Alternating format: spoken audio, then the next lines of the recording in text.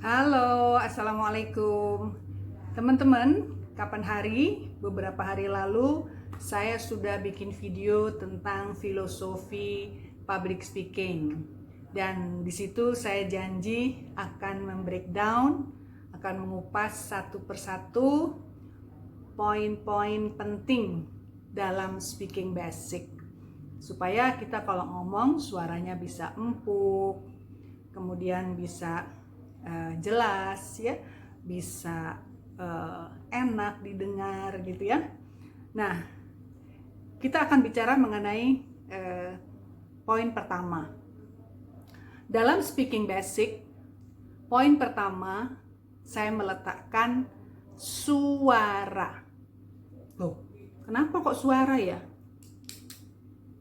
Kan nggak semua orang suaranya bagus. Justru itu. Jadi mudah-mudahan dengan cara ini suara yang kurang bagus bisa menjadi lebih enak, terutama kalau kita menggunakan mikrofon. Jadi diingat-ingat, nomor satu adalah suara. Bunda-bunda, gimana sih caranya itu kok penyiar-penyiar TV itu banyak yang suaranya empuk, terutama penyiar TVRI zaman dulu ya. Suaranya itu bisa berat gitu ya, terus berwibawa gitu. Oke, saya kasih kuncinya. Kalau kita bicara sehari-hari dengan nada sehari-hari, maka kita akan begini, halo apa kabar gitu, enteng ya. Tapi kalau kita untuk forum, maka kita bisa rendahkan nadanya, halo apa kabar, misalnya selamat pagi para pemirsa, atau selamat pagi audiens gitu ya. Kita sudah turunkan nadanya. Kita bisa turunkan lagi, lebih rendah lagi. Mohon perhatian kepada teman-teman yang masih ada di luar, itu nadanya lebih rendah lagi. Jadi semakin kita mau empuk, nadanya harus lebih rendah. Tapi jangan sampai dipaksakan gitu ya.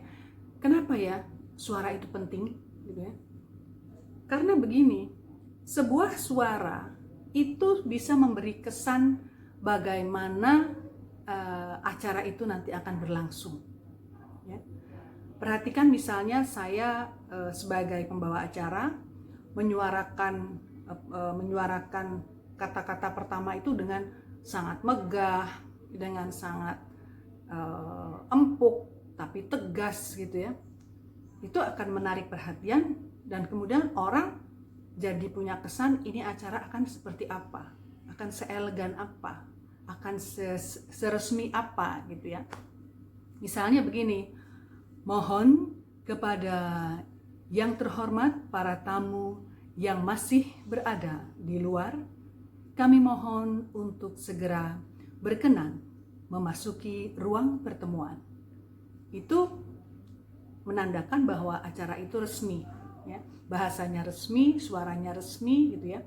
Suara yang saya bikin tadi itu kalau di mic itu jadinya bagus sekali. Artinya jadinya empuk, kemudian juga megah ya. Kalau ini kan kita nggak ada mic ya. Seperti itu. Jadi suara yang ringan itu untuk kita bicara sehari-hari, untuk kita memandu acara-acara tidak resmi ya, acara-acara hiburan. Hi guys, how are you today? Acara hiburan, acara-acara non formal, acara talk show yang anak-anak muda gitu ya. Itu pakai suara sehari-hari. Tapi dia lebih, kalau acaranya lebih formal, maka nadanya kita turunkan ya. Lebih formal lagi, Anda ingin lebih formal lagi, kita turunkan lagi ya. Makanya penyiar zaman dulu itu suaranya bagus-bagus karena nadanya rendah.